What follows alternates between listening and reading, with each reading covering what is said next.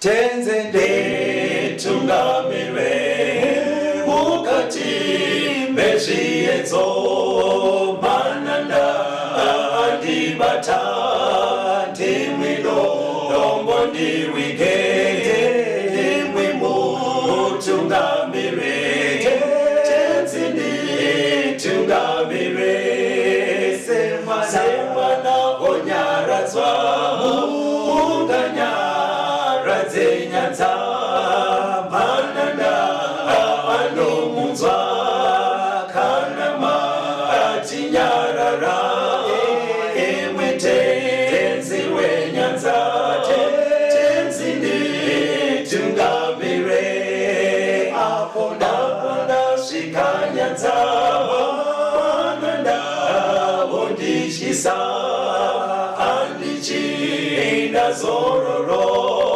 ndotsamira kune mwenga andinzwe imwi moti ndinokutumamira.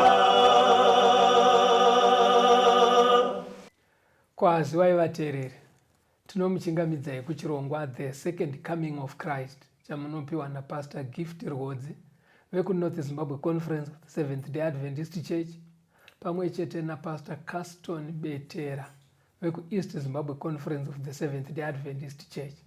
Mustudio nhasi tina Shailet Chakabveyo ndiye ari kutiisira musign language. Mufundiswa sei vateereri? Vateereri tinokuchingamidzai kupurogiramu yedu The Second Coming of Christ. Toda kutenda nhasi musoro wedu wenyaya pahurukuro yatiinayo unoti Mapfekero evana vaMwari part 1. Ndizvo zvomufundisi. Right. Mapfekero evana vaMwari part 1. Kwamuri vateereri, chidzidzo ichi nechimwe chacho chichazosusukidza chichateera mumashure zvakanyanya kunangana nevana vaMwari. Alright. Mapanzwa kamufundisi. Zvakanyanya kunangana nevana vaMwari. Nevana vaMwari. Chisi chidzidzo chekuti chibva chaita bhodha munhu wese nemumwe akasinei nenyaya dzine chekuita naMwari. Muri kuti pastor hurukuro iyi zvichabuda mairi. Yes. Ndezvevana vaMwari chete. Ndezvevana vaMwari nevari kutoshuwira kuti vararame sezvinoda Mwari. Okay.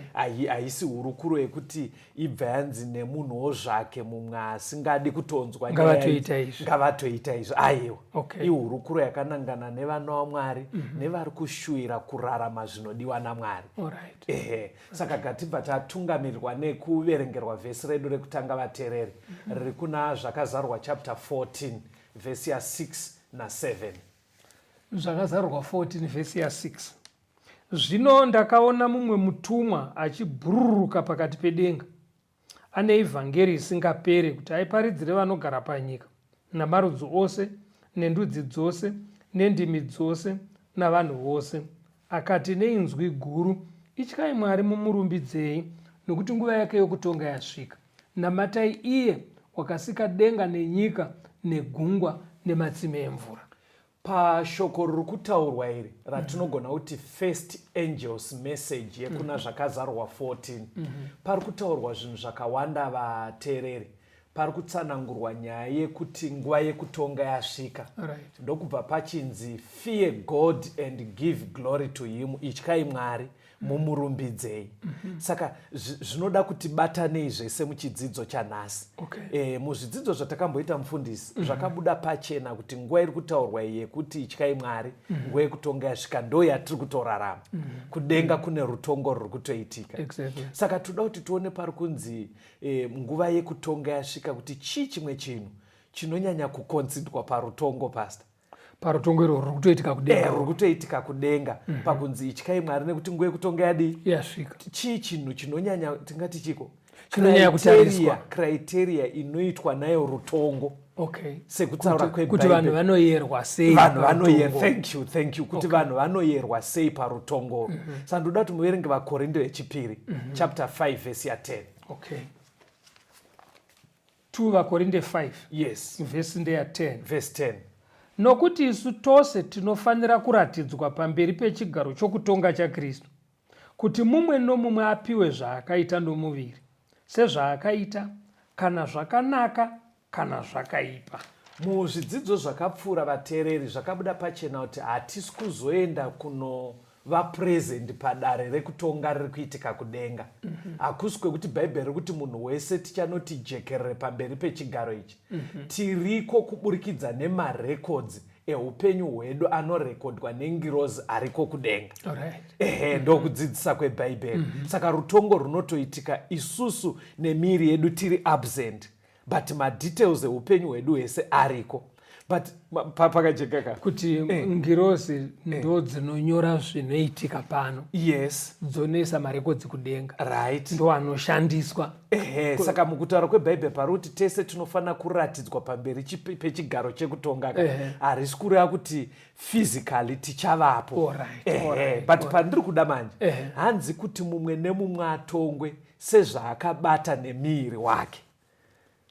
Mapanzwera kuti umwe nemumwe atongwe sezvaakabata kureva kuti semaitiro aakaita achishandisa miri wake. Saka pahurukuro yedu manje vateereri iri kuti mapfekero evana vamwari ndo panonobuda kuti kana munhu uchipfeka uri kupfeka pamiri. Saka ndoda kuti amenotomaona kukosha kwenyaya yekupfeka kuti kana rutongo ruri kuitika kuburikidza pachishandiswa maitiro awaita nemiri wako. Kureva kuti pakupfeka pane involva muviri futi. Pane involva, saka itori nyaya iri serious. Inototariswa futi. Inotariswa futi kumarekodzi ekudenga.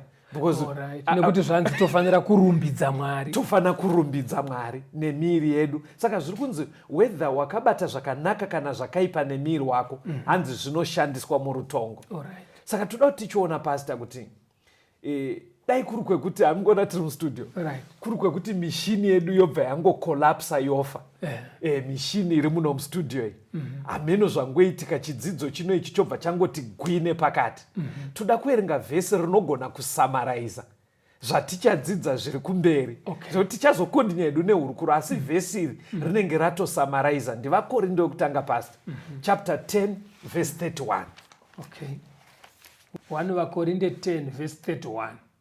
Naizvozvo kana muchidya, kana muchinwa, kana muchiita chinhu chipi nechipi, itai zvose kuti Mwari akudzwe. Bhaibheri riri kutiro vateereri, munhu kana uchidya, uchinwa, pane parazoti uchiita chinhu chipi nechipi. Ipapo panzi chipi nechipi manje. Imimi vateereri chipfekerai futi kuti naizvozvo kana munhu uchidya, kana uchinwa, kana uchipfeka. Because panzi chipi nechipi zvakaona kuti haringapedze zvese richinyora. Saka ndopatiri kuti whether uri kupfeka ita kuti Mwari kupfeka kunokwana pachipi nechipi. Saka ita kuti Mwari akudzwe. Saka in summary vateereri tiri kuti munhu paunenge uri kupfeka ita zvekuti mapfekero ako Mwari anorumbidzwa kuburikidza nekupfeka kwako. Manzwa kuti sei ndati summary. But ngatichionai kuti tisati tatomboona kuti saka wopfeka sei. Tione maprinciples anotaurwa nebhaibheri anobatsira kuti usati watopfeka hembe yaurikuda kupfeka zvimwe zvinhu zvive zvakajeka mukati mepfungwa dzako. Kuti ndiri kunorumbidza Mwari here. Uri kunorumbidza Mwari here. Zvii zvinokomberedza nyaya yekupfeka. Saka chekutanga chacho mufundisi chiri pana vaFiripi 2 vhesi ya4. vaFiripi 2 vhesi ya4. Mumwe nomumwe ngaarege kutarira zvake, asi ngaatarire zvavamwevo. Saka pakupfeka bhaibheri shoko raMwari riri kutarisira kuti usangopfeke zviri selfish uchingoti ndo zvandinoda, I feel comfortable in this dress. Hanzi usati wapfeka fungawo vamwe kuti vanondiona sei ndiri mudress iri, vanondiona sei ndiri mubody top iyi, vanondiona sei ndakapfeka boots idzi. Saka nyaya yedressing vateereri hachizi chinhu chaunongofunga iwewe. Yedzawo kufunga nharaunda, yedzawo kufunga vari kukuona kuti chichi chaitika kwavari kana ndapfeka. Maibata kaprinciple yekuti usangozvifunga iwe. Because mukupfeka mukataimira mufundisi, mukateerera nharaunda dzatigere, vanhu pavanenge vachitaura nyaya yekupfeka, tomboti munhu apfeka pamwe zviri kuita kunge zvavhundutsa vanhu. Unonzwa itotaura kuti handinei nevanhu ini kuti ndiri kupfekera iwe here.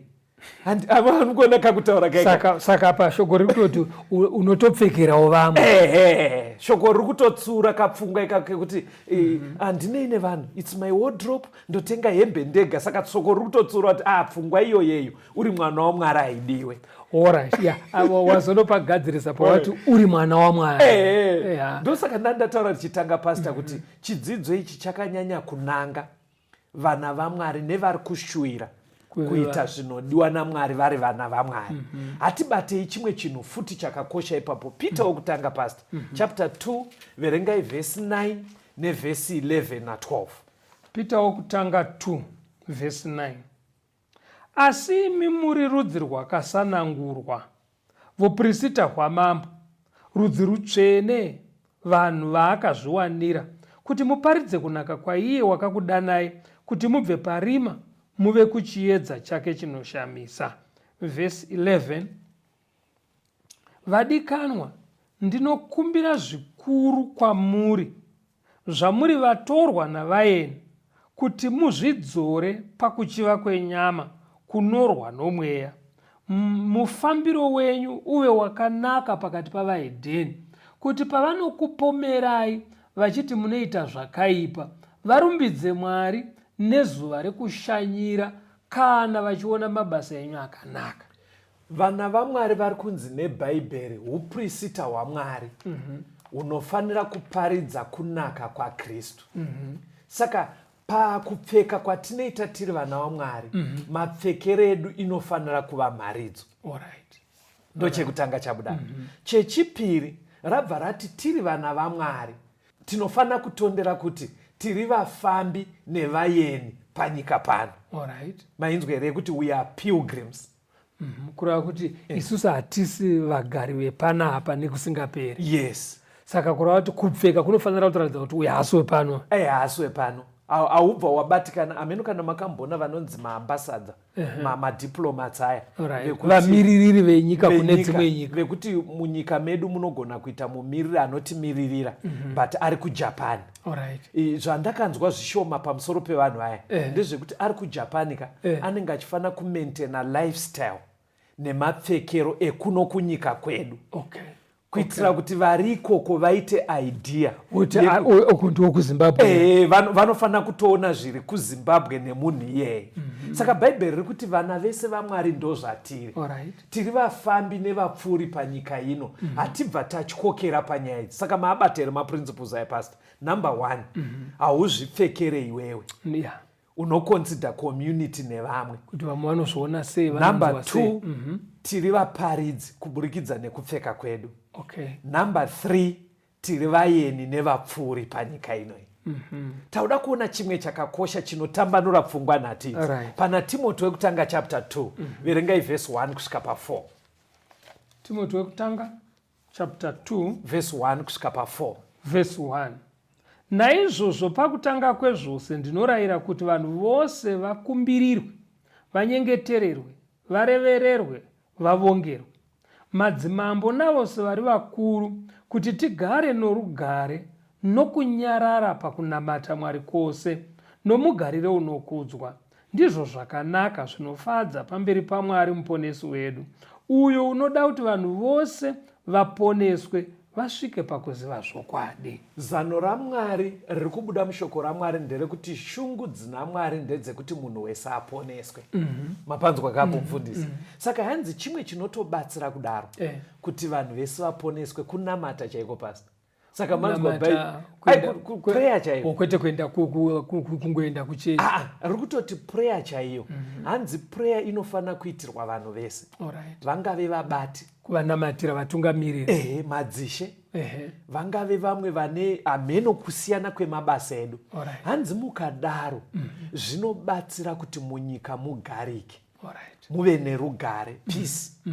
Ani mazvona kakurwa kuti masoja achinamatirwa, mapurisa achinamatirwa, madzishe achinamatirwa. Hanzi mukadaro munyika munoita kugarisana kwakanaka. Hanzi zvikadaro zvinobatsira kuti vakawanda vauye kuna Mwari nenzira iri nyore. Hanzi because ndo shungu dzina Mwari kuti munhu wese aponeswe. Okay. Saka pandima imwe chete iyoyo ndofunga manzwa matangira ita chapter kuti pfungwa ina Mwari ndekuti munhu wese aponeswe. Saka chimwe chinogona kubatsira futi kuti vanhu vaponeseke chekuti chikavhiringwa kuponeseka kwevanhu kunonetsa.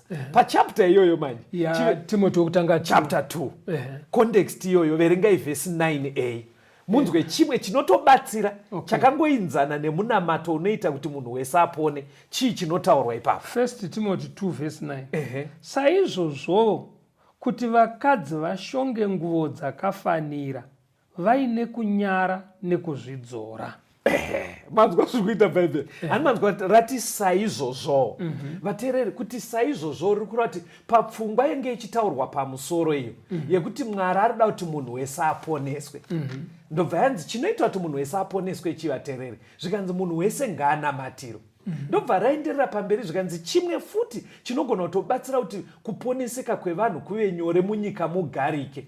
Vanhukadzi ngavapfeke zvakanaka.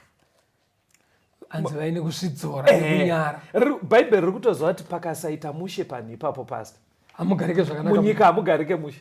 Kutotaura chokwadi pastor nemi kwamuriko kwanhukadzi pakashayikwa kupfeka kune kunyara kutoti kudii pastor panzi saizvozvo vapfeke zvine kunyara nekuzvidzora nenguo dzakafanira. Hani mazvonaka hanzi zvikashayikwa izvozvo pavanhukadzi munyika hamugarike. Okay. Saka maybe chatingade kuti chisvike kwamuri vateereri chiri kubuda mushoko raMwari. Dressing inobatsira kuti munyika mugarike. Inotobatsira.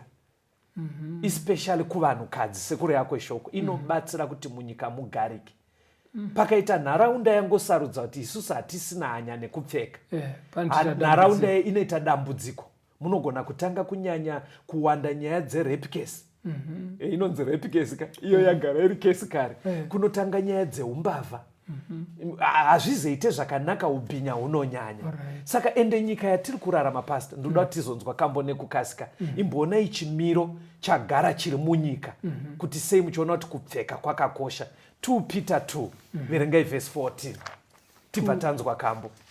2 Peter 2 verse 14 vana meso azere noupombwe asingarege kutadza, vanonyengera vanhu vasine simba, vano moyo wakadzidziswa kuchiva, ivo vana vokutukwa. Toda kutenda vateereri rambai muri pachirongwa iko zvino tichambonzwa kambo.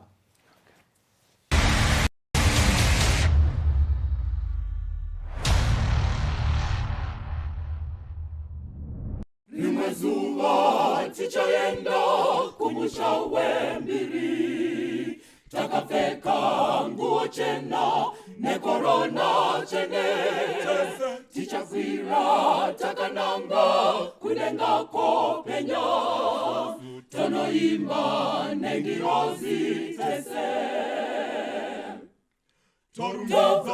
Toimba haleluya, Isu torumba Jesu zitarange, toimbira tawedenga, iengarumbidze nekusinga peri. Haleluya. Tichafara kumuona mununuri wedu, nemavanga emawoko nefumbo padivi, tichaziva nezverudo rwakatinunura, toruimba nekusinga peri. Toimba haleluya, Isu torumba Jesu zitarange,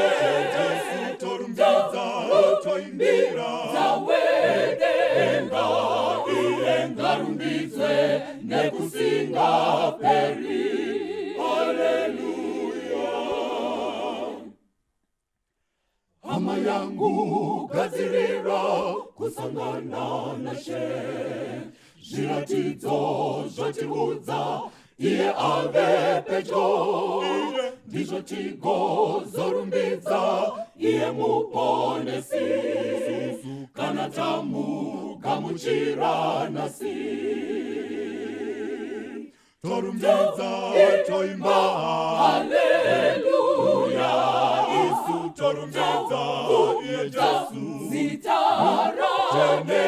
Jesu torumbidza toimbira zawedenga, iye ngarumbidzwe nekusinga peri. Haleluya. Tuimba haleluya, isu tokudza zita rake. Jesu torumbidza wedenga, iye ngarumbidzwe nekusinga peri. Haleluya. Tuimba haleluya, isu tokudza zita rake. Jesu torumbidza wedenga, iye ngarumbidzwe nekusinga peri.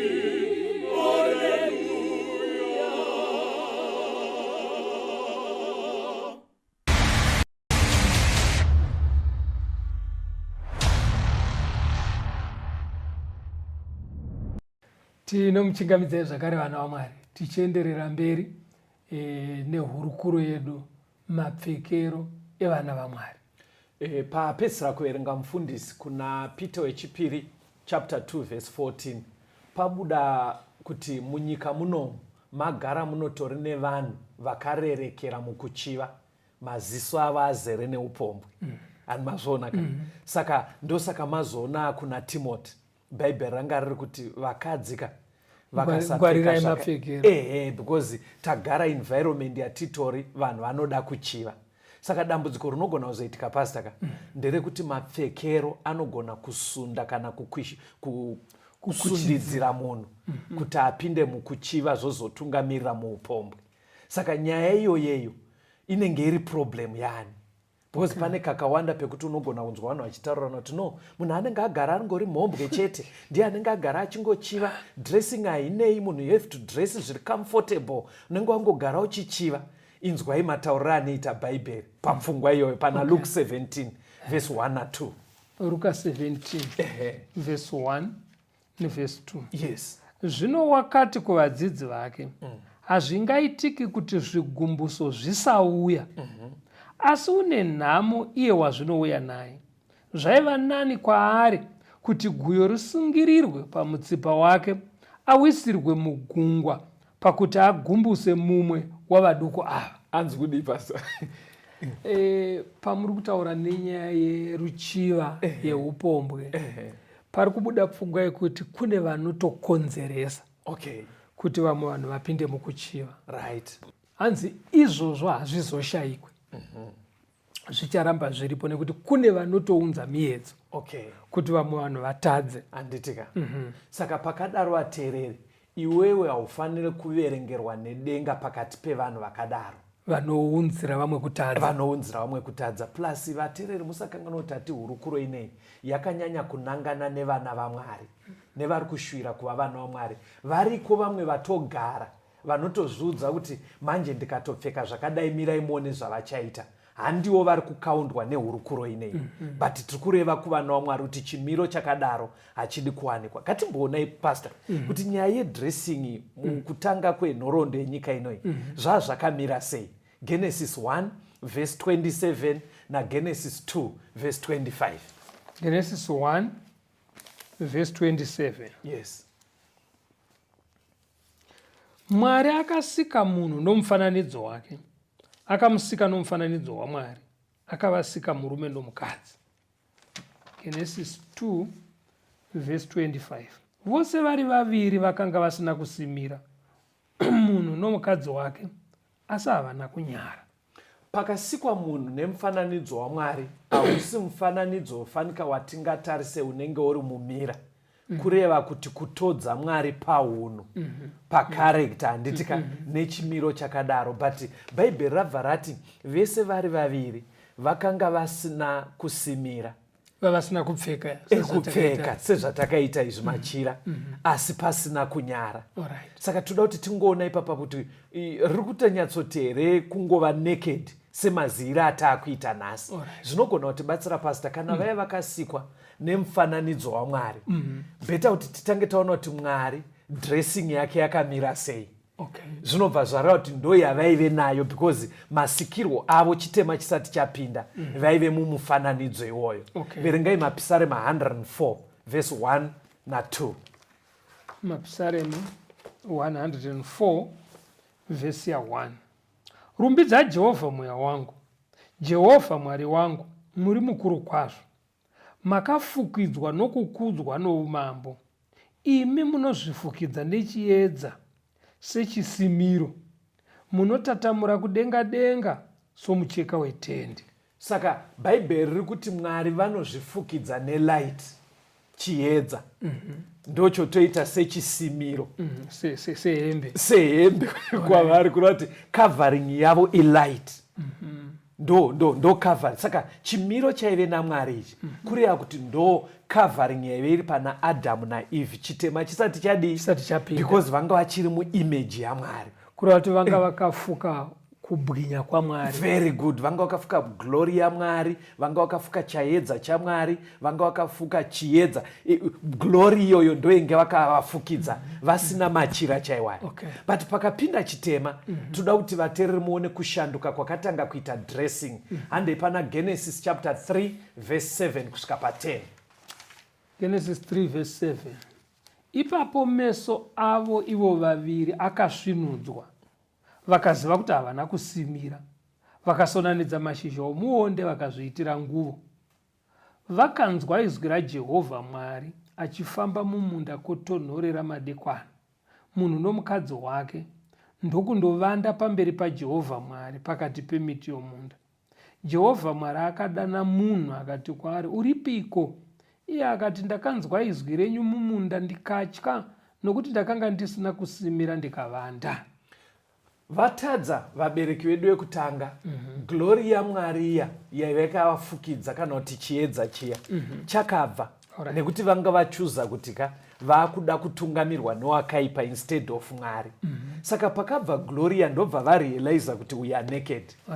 Ndobva vamhanya kwakunohwanda, but pavakanohwanda apa hanzi vakabva vagadzira dressing yemunhu yekutanga yakagadzirwa nemunhu. Hanzi vakatora mashizha emuonde ndobva vagadzira. Dai mamaverenga nechirungu vateereri, pari kunzi vakazvigadzira zvisimiro paya. Chirungu chine chiti vakagadzira maapron. Apron seanopfekwa nevanoshanda mukicheni, inongoti chijira chinongovhara chinongovhara apa bedzi. Ndo yaive dressing yekutanga yekugadzirwa nemunhu. Maona here material yacho, mashizha emuonde. Maona here design yacho, apron, chekuti meso umu makavhurika. That's men at his best. Adamu ipapo neuchenjeri hwaakasikwa nawo ndo zvaaitoti best papinda chitema apa. Saka Mwari akabva azoya nezano reruponeso. Toda kungotedza nyaya yedressing. Verengai Genesis 3 verse 15. Genesis 3 verse 15. Ndichaisa ruvengo pakati pako nomukadzi, napakati porudzi rwako norudzi rwake. Irwo ruchapwanya musoro wako, newe uchapwanya chitsitsinho charwo. Saka Mwari akabva atsanangura zano guru ratinogona kuti plan of salvation. Akabva aitsanangura mumavara mashoma, but ichitsanangura nhoroondo yenyika yese nekukundwa kuchaita Satani, nekuzoya kwaJesu. Ipo paingoti the seed of the woman shall crush the serpent. Aitsanangura zano rese rinozoburitswa mubhaibheri. Saka apedza kutsanangurira vanhu zano reruponeso, kuti mawira muchivimi munoda kubatsirwa, pane chimwe chinhu chakaitika nengari yechitema pasta. Pavhesi 18 yaGenesis 3 ndoda kuti muverenge muone chakaitika paplanet earth inoi. Verse 18. Genesis 3 verse 18. Yes. Ichakuberekera minzwa noutumba mbeva, iwe uchadya miriwo yomusango. Muri kuona zvaita environment nengari yekuti chitema chauya. Payakasikwa mukaverenga pasta kuna Genesis 1, unonzwa Mwari achiti it was very beautiful. Aita akasika chinhu onei zvakadii zvakanaka. But nenga rekuti chitema chapinda manje, hanzi nyika yange yasikwa zvakanaka yakachitanga kubereka minzwa neutumbambeva, kureva marwadzo, madambudziko, ukazvitambanudza zvikutoreva kuti madambudziko aizowanda panyika. But tichimbotora zvairi kungoreva uri munzwa chaiwo neutumbambeva, miti chaiya inobaya iya yange yakunzi yakumera. Ndoda kuti muchiona dambudziko ranga raane munhu manje, kuti agadzira hembe dzemashizha emuonde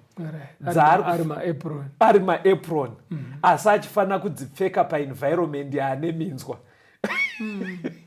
Muri kuona kuti dressing yacho inogona kukundikanaka neenvironment yacho zvayave. Minzwa sure against shizha remuonde, against apron yakavhurika meso. Munobva maona kuti dressing yakatanga kugadzirwa naAdamu yaive isiri adequate kuti imisidzane nechimiro chiri panyika ine chitema.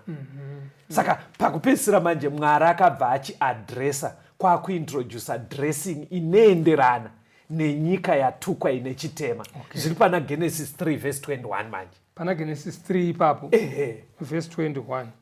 Jehovha Mwari akaitira munhu nomukadzi wake nguo dzamatehwe akavafukidza idzo. Saka panapa Mwari manje akuita hembe. Tiri muno mustudio pastor tiri kushandisa bhaibheri rechishona. Inini pandiri ndiri kumba ndoshandisa rechirungu. Pakanzi akavaitira nguo apo. Bhaibheri rechirungu runoti he made them coats. Kureva majazi chaiwo. Zvasiyana manje nemaapron. Zvasiyana nemaapron. Amenoti muri kufolowa kavateerera kuti Adamu achizvigadzirira hembe pasina kubatsira kwaMwari, agadzira maapron nemashizha. Mwari aintrodusa zano reruponeso, akuvagadzirira macoats asi ari ematehwe. Muri kuona kuti that's better now. Unonyatsoona kuti koti inovhara miri wese, ende dehwe riri nani pane shizha rekuti rikaoma rinonheuka. Saka muchaona kuti munhu zvaari munhu pasina kubatsira kwaMwari vateereri, ukamuti gadzira chekuti munhu apfeke, anokugadzirirai kasiketi kanonheuka. Anokugadzirirai kahembe kakavhurika mumasaidhi ari ega pasina kubatsira kwaMwari. Ndo zvazvitori. But pakaita zano reruponeso rikajeka kumunhu, muchaona kuti pfungwa dzinobva pamashizha, dzinobva pamaapron. Munhu anenge akuda makotsi anovhara miri wese, ende anenge also selective, akutsvaga material iri nani inogadzira hembe. Ani mazoona kakoti skin past, maona kuti rinonyatsovhara, rinonyatsovhara. Saka ndofunga maona kuti kudii past, ndikuona nguva dzedu dziri kufamba. Maona here kuti padressing kureva kuti material chaiyo iri kugadziriswa hembe yakakosha mumasa aMwari. Because kune tumaterial tunonjenjemera, kune tunonheuka, kune tusingavhare miri wese, nedesign yehembe yakakosha zviri kubuda pachidzidzo ichi. Hatimbonai muenzaniso womumwe munhu wokuti anzwa nyaya yaMwari, dressing yake yakachinja. Luke 8 verse 35. Luka 8 verse 35. Verse 35. Vakabuda kundoona zvaiitwa, vakasvika kuna Jesu, vakandowana munhu makanga mabuda mweya yakaipa maari, agere patsoka dzaJesu, apfeka, ava munhu kwaye, vakatya. Ndiligion ari kutaurwa kwa. Kuti paya aburitswa madhimoni anga ari maari naJesu. Hanzi vanhu pavakazoya vanga vaine nguruve dzaparara vaya, vaidonyatsoona kuti shuwa pfume yedu yenguruve yaparadzwa sei. Hanzi vakazikuona shasha yaigara zvakanaka. Hanzi pekutanga ukaverenga bhaibheri, hanzi yaidambura anga asingagarisike, achigara kumakuva. Hanzi vakamuona akanyatsopfava, hanzi apfeka mvungu. Hani mazonaka, handingakurumidze kuti tiri muno mustudio kuti ndibva ndati kuvateereri vedu mamwe mapfekero aya ekushama madhimoni hazvibude zvakanaka. But kuvanhu vanzwa tichitanga chidzidzo kuti chidzidzo chinoichi chakanyanya kunanga vana vaMwari nevari kushuvira kuva vana vaMwari. Ndofunga vari kutozviona papaseji kuti zveshuwa zvinenge zvine mweya yetsvina kukurudzira vamwe vanhu kuti vabva vashama.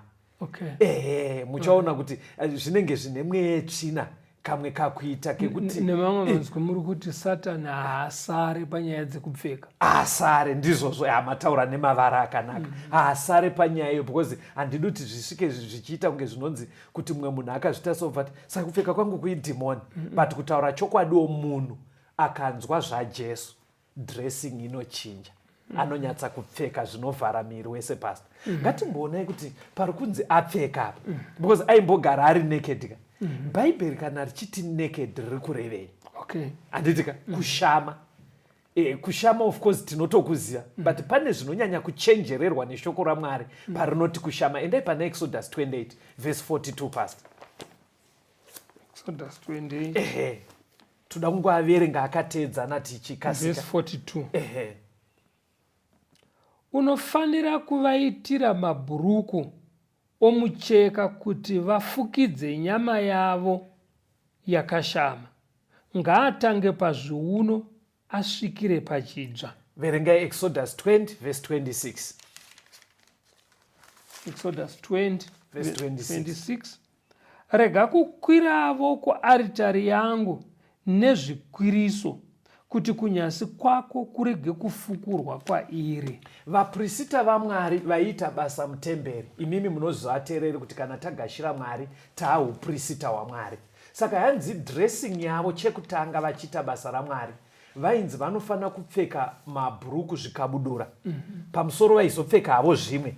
Hanzi zvaifanira kumeka sure kuti zvabva kumabvi zvosvika kuchiuno kuitira kuti area iyoyo isashame. Kureva kuti area iyoyo inobva kuchiuno ichisvika kumabvi Mwari haadi kuti ive exposed. Ende vaitoudzwa vanhu vechirume. Chechipiri zvikanzi pamunouisa mhuka paatari paya, atari yaivakwa yakakwirira, hanzi musagadzire maladha ekukubatsirai kusimudza mitumbi yemhuka muchiisa padenga. Hanzi because mukagadzira maladha muchikwira ivo vanhu vari pasi, pamunema padenga manje vanhu vanobva vaona kuzasi kwenyuku kune kwakuoneka. Hanzi naMwari handizvide. Kureva kuti vateereri area yese yemiri iri above my knees, area iyoyo ikava exposed, bhaibheri rinoti that's nakedness. Chifungai kuti Mwari haasi kutoda kuti zvionekwe kuri kuvarume kokuzoti vari vanhukadzi. Shuwa ipapo vateereri Mwari ngaatibatsire musava naked pamberi paMwari. Maybe chingoverengai pasi Genesis 9 verse 20 to 25. Genesis 9 verse 20 to 25. Noa akatanga kuva murimi, akarima munda womuzambiringa, akanwa waini, akabatwa, akazvifukura mutende rake. Zvino Hami baba vaKenani wakavona kusasimira kwababa vake, akazvizivisa vakuru vake vaviri. Ipapo Shemi naJafeti vakatora nguo vakaiisa pamafudzi avo, vakaenda manhenda shure, vakafukidzira kusasimira kwababa vavo. Zviso zvavo zvakanga zvakatarira shure, vakasaona kusasimira kwababa vavo. Zvino Noa akapengenuka pawaini yake, akaziva zvaakaitirwa nomwanakomana wake muduku. Akati, Kenani ngaatukwe, uchava muranda wavaranda kuvakuru vake. Toda kutenda ngatimbonzwa kambo ateereri tuye toenderera mberi nechidzidzo chedu.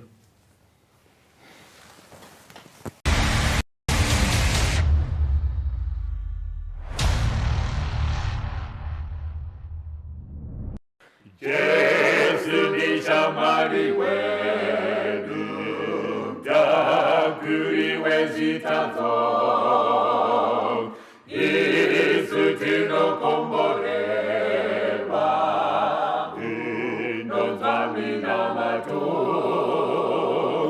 botashaya runyararo, tinorwaza mumoyo, Tisavumirazo, sekuna Jesu yo. Kuti isutino yetwa, zimwe zezetamuza, tisara serida wiro na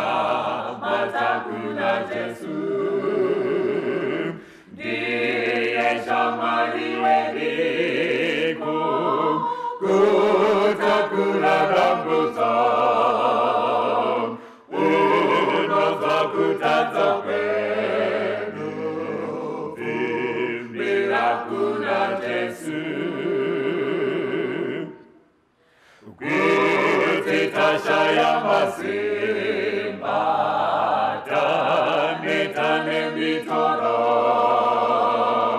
viponesi mubatsiri vimbira kuna Jesu vashamwari vakushora nomoto kuna Jesu iye unokutambira kuimbira kuna Jesu.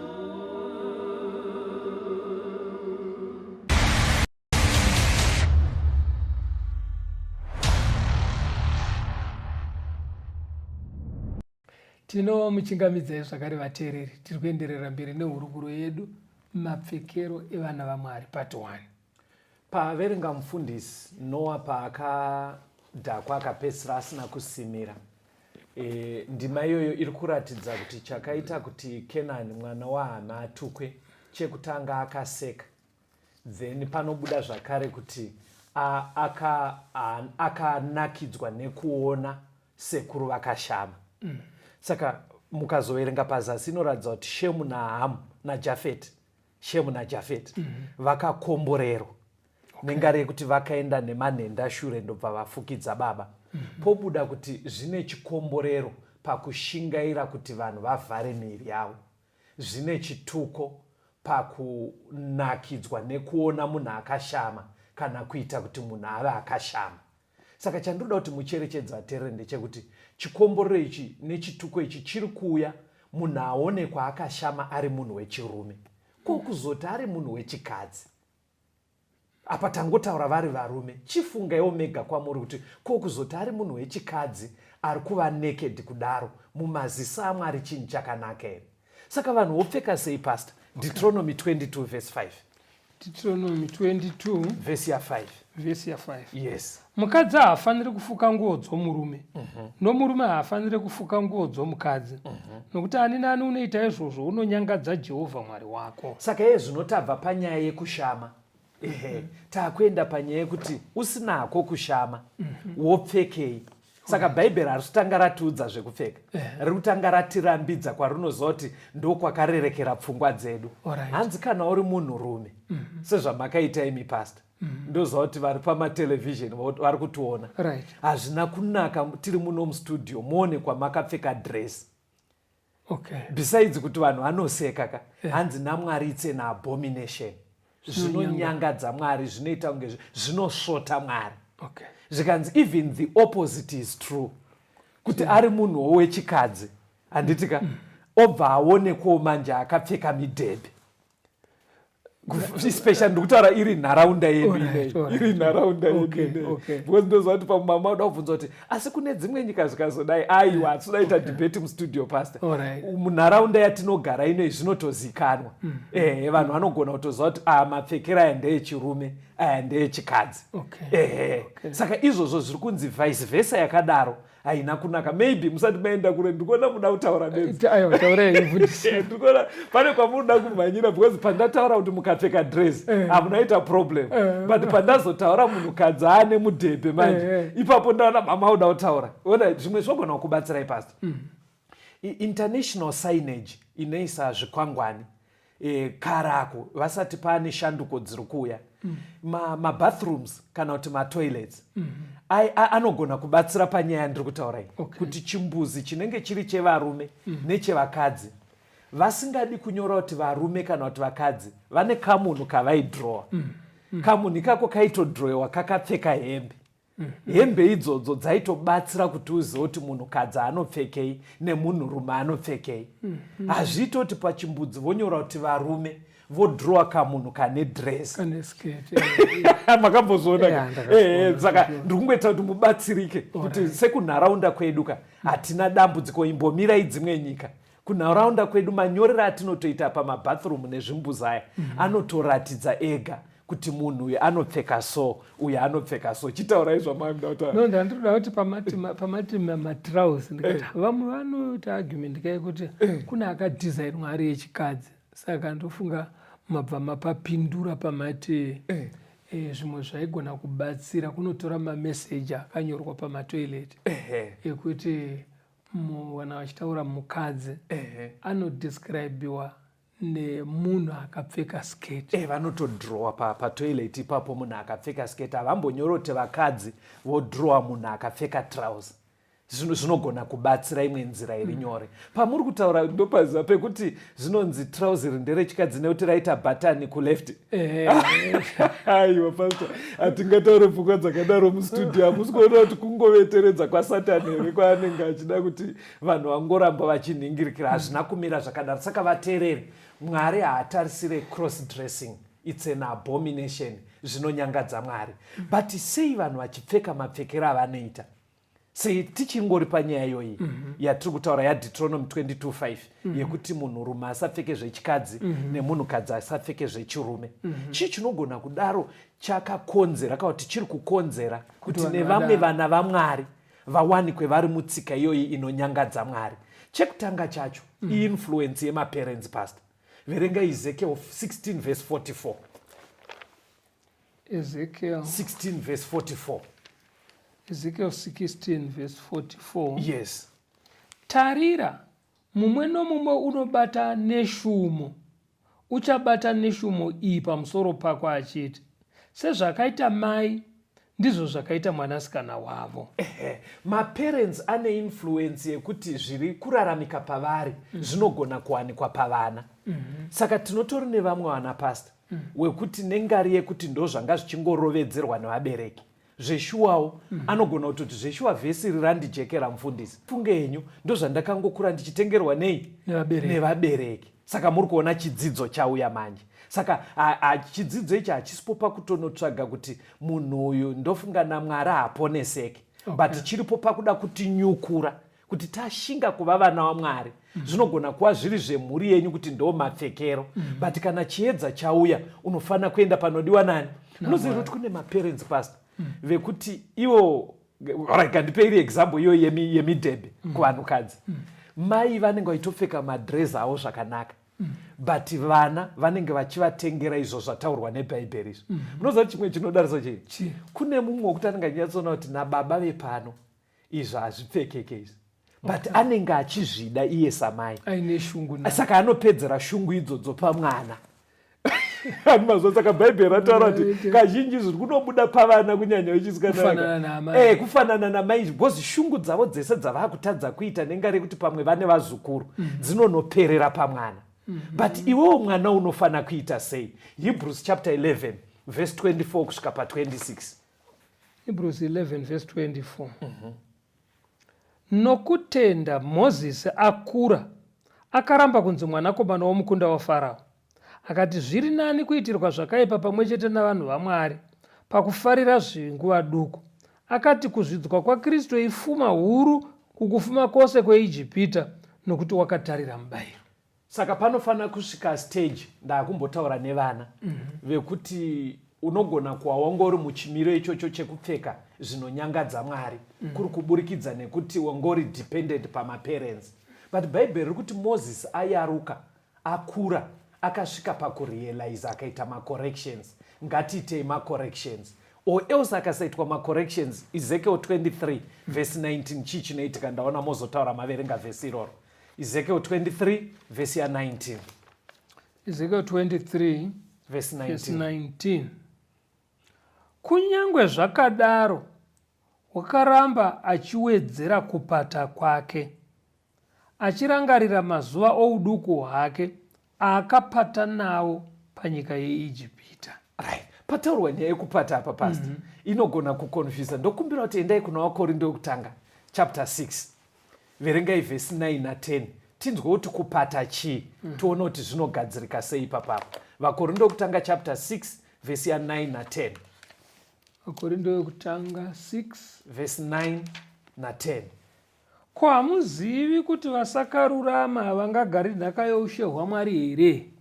Musarashika nokuti mhombwe, kana vanonamata zvifananidzo, kana vanofeva, kana vakapata, kana vanoita zvakaipa navarume, kana mbavha, kana vane ruchiva, kana vanosinwa doro, kana vatuki, kana makororo, havangagari nhaka youshe hwaMwari. vari kunzi vakapata pastor ndo vanonzi the effeminate nechirungu. Kureva munhu wekuti ari murume ari kupotreya macharacters kana kaunhu kechidzimai ndokupata. Iye ari mudzimai opotreya macharacters kana appearance yekuti aite kunge ari murume. Saka padressing manje ndo pari kunzi pane kupata kwekuti uri murume asi uri kupfeka sekunge mudzimai, kupata uko. Uri mudzimai uri kupfeka sekunge murume, kupata ikoko. Saka ndo pari kunzi manje vana pavanokura vakapata vachitenderwa kudaro nevabereki zvinonetsa azokura kuti kupata kuya kupere. Hani mazonaka anoramba achingopfeka sekunge murume asi iye ari mukadzi. Saka panoda kuchenjererwa manje kuvabereki manje kuti pamuri kurera vana vachipfeka mukamukudza achipata kupata ikoko ndo kucharamba huri upenyu hwake. Ndaona maamida kutaura taurai pastor tifambe. Zvagadzirika. Saka kupata vanhu vaMwari kuti uri murume maitiro auri kuita, dressing yako, mazorere emafuta, bhutsu dzaunopfeka uri kuita kunge munhu wechikadzi. Kana kuti uri mukadzi vanhu pavanokuona vanoona kunge uri muchinda uchipfeka zvechirume. Kupata ikoko Mwari haadi.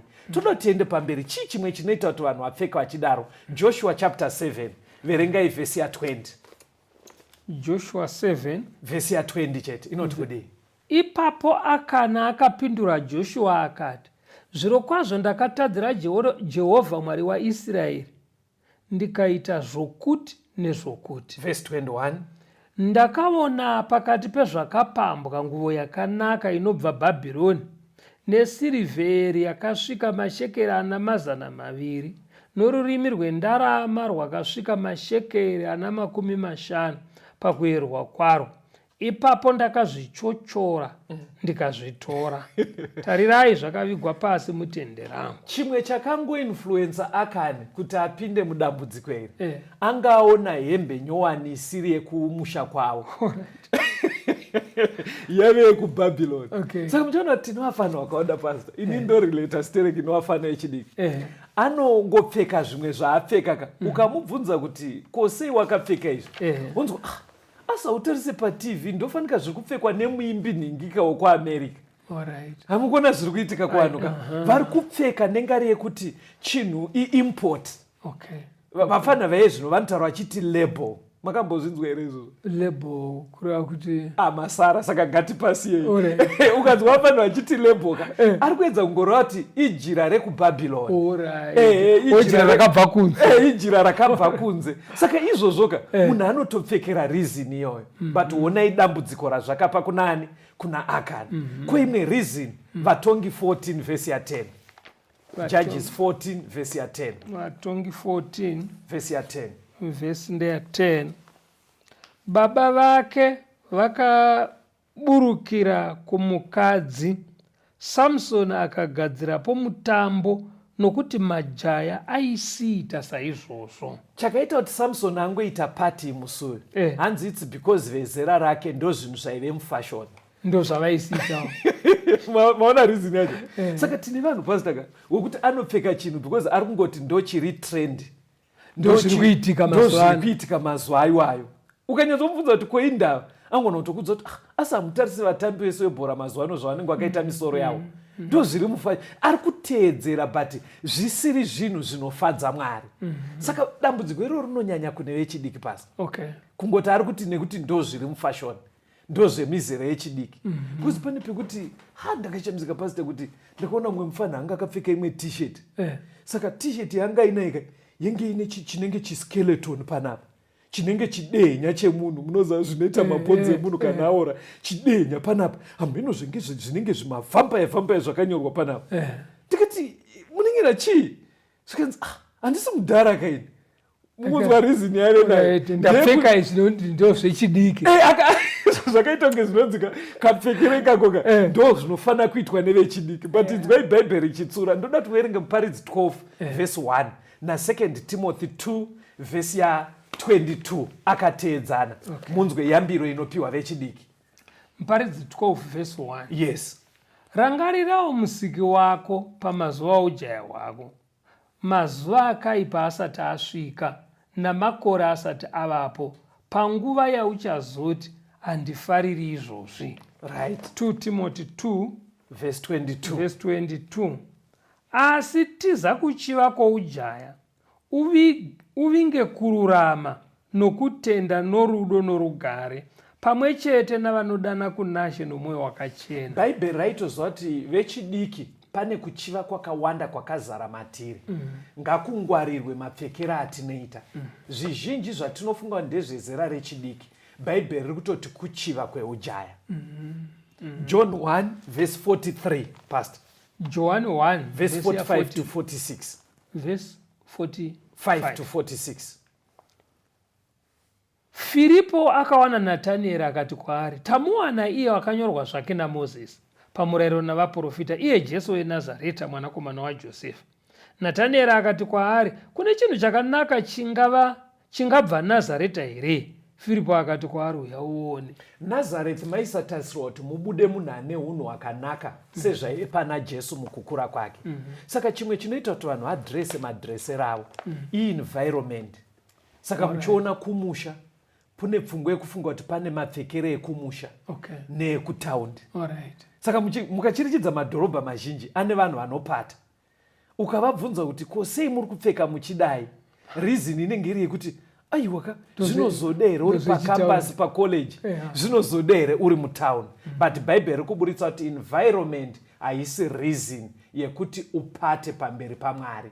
Ngatirambe ichipfeka zvakanaka. Pane mapfekero ebasa. Kuna Proverbs 7 verse 10. Verengai pastor. Zvirevo 7 verse 10. Yes. Zvinotarira mukadzi akasangana naye, akanga akafuka sechifeve, ainokunyengedzera pamunhu. Dzimwe hembe dzinopfekwa vateereri, vakadzidhizaina nevakadaro, vaidzidhizaina ndedzebasa. Dzimwe dzacho ndedzekutokurudzira vanhu kuti vaite chipfambi. Saka iwewe uri mwana waMwari, usapfeke hembe yekuti vanhu pauri vaone munhu anenge ari kutengesa bonde. Ndedzebasa hembe. Saka panoda kuchenjererwa mufundisi kuti kana mwana waMwari, pauri hapafane kuonekwa profession isiriyo zvauri. Uratidze isaine mashoko enyu pastor kuti upfeke zvinoratidza kunge uri pfambi, iwe usiri pfambi.